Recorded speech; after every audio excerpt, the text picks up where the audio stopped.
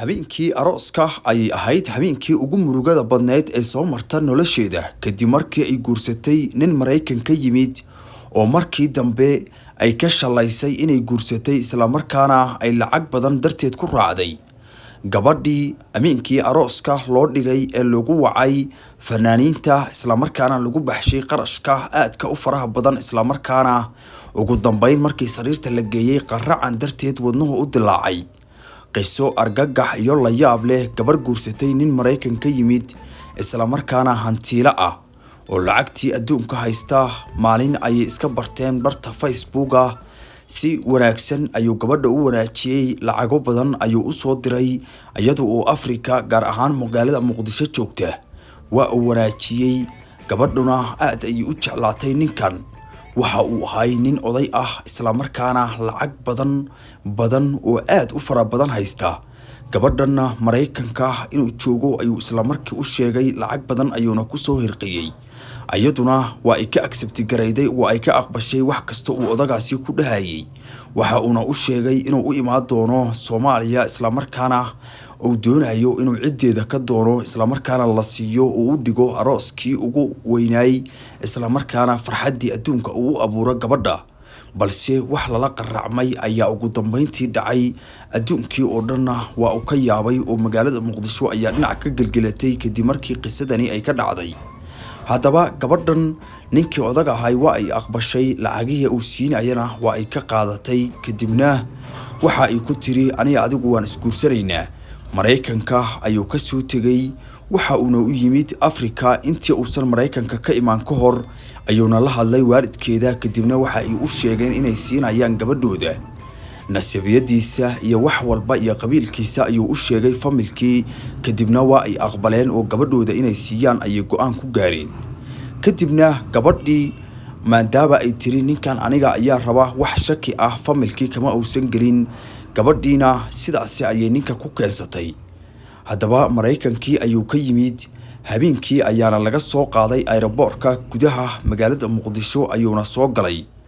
balse waalidka iyo sidoo kale gabadhii ayaa si farxad ah ku soo dhaweeyay isla markaana magaalada Muqdisho hotel ka soo dejiyay intii uusan dhicin aroosku ka hor gabadhu waxa ay tiri waxaan moodayay ninku inuu marka hore oo dhan iga faanfaanayo balse waxa uu diidanay inaan arko waxyaabo badan isla markaasina isagu iga qarinayay waxa uu ii sheegay inuu yahay qof caadi ah waxaana uga bartay wiil wanaagsan oo gacan furan oo farxad badan inuu yahay isla markaana waxa uu ii sheegay inuu dunida wax alla waxaan rabaa oo aan dalbada uu isiinayo sida hadeertaanba dhacday oo lacag badan uu isiiyay ka hor inta arooskanaga uusan magaalada Muqdisho imaan arooskanaaguna uusan dhicin gabadha ayaa sidaasi tiri balse waxa ay tiri wax walba waa ay isbedeli doonaan oo farxadii ayaa murug isku bedeli doonta kadib markii ninkan uu soo cadaaday waxa uu yahay gabadhii hotelka markii ninka la dejiyay labada habeen oo arooska ka soo wareegayay isla markaana uu meher ku dhacayay gabadhu waxa ay tiri ninku waa uu gasgasayay isla markaana magaalada kale ayuu aadayay balse inta badan ma aanan kulmaynin kaliya in markii uu yimid iyo waxaan kulanay hal habeen oo kale waxa uu ahay qof iska daba wareegaya isla markaana u eg inuu wax qarinayo ama arintani ay sadaacad ka ahayn balse markii loo fiiriyo arintan arooska ah isla markaana rabitaanka uu rabo waxa uu ahay mid ay daacad ka tahay maadaama uu lacag badan dhiibayay fangareynay hoolka arooska wax walba oo aan iraadana oo farta iga saarayay waalidkaygana uu siiyay lacag gaaraysa $150,000 oo dollarka Mareykanka ah qof walbana waxa igu qalqaalinaysay inaan ninkan aan gacanta ku dhigo isla markaana aan iska siideyn oo aan iska dayicin maadaama aniga iyo familkaygiba uu i wanaajiyay balse wax kale ayaa ku jiray meesha ninku waxa uu lahay look fake ah isla markaana lugta ayaa ka go'nayd habeenkii arooska oo ay gabadhu gurigi soo wada dhigteen ayaana wax walba isbedeleen sheekada hadii aan gadaal ugu laabano habeenkii arooska uu dhacay oo gabadhii ninka lagu mehriyay ayay si toos ah guriga u wada yimaadeen musqul kadib iyo qoqobaysi gabadhii ayuu hal mar horteedii dharka iskaga baxshay ninkii balse ninku waxa uu wataa lug macmal ah isla markaana fake ah gabadhii horteedii ayuu ku furtay iyadoo aan markaasi arkaynin kuna jirta musqul ayuu lugta iska baxshay oo xagga iska dhigay kadibna markii ay sariirtii gabadha ku soo laabatay waxa ay qaracan u dhima gaartay ninkii lugtiisii uu furay markii ay aragtay qayaano qaran ayuu igu sameynayay oo ninku ima aanu sheegin inuu lugtu ka go'an tahay isla markaana lug macmal ah uu wato balse waxa uu tusiyay kaliya lacagtiisa qalbigiisa nadiifka ah waxa ina ii ahayd habeenkaasi habeenkii ugu murugada iyo argagaxa badnayd oo noloshayda isoo martay ayay tiri gabadhii habeenkani oo u dhacayay arooskaasi haddaba gabadhii maxay samaysay kadib waxay samaysay arrin lala yaabay oo cajiib ah isla markaana ay dadkii oo dhan la yaabeen intii halkaasi sheekada adii inta ilaa hadda nala soo gaartay subscribe sar channelkan Xodala Media si sheekadani adiguna aad uga bogato annaguna aan wax kaga faa'iidno oo like sar channelkan Xodala Media si aad wax walbo halkan uga aragto oo qisooyinkan la yaab kale aad halkan maalin walba uga daawato haddaba haddii aan dib u soo laabano gabadhii markii ay argagaxday kadib waa ay isdejiday waxa ayna ku tiri ninkii maxaa qaldan waxa uu ku yiri anigu qof nuucan ah ayaan ahay lugtuna waa iga go'an tahay oo shil gaari oo Mareykan ah ayaa lugta iga gooyay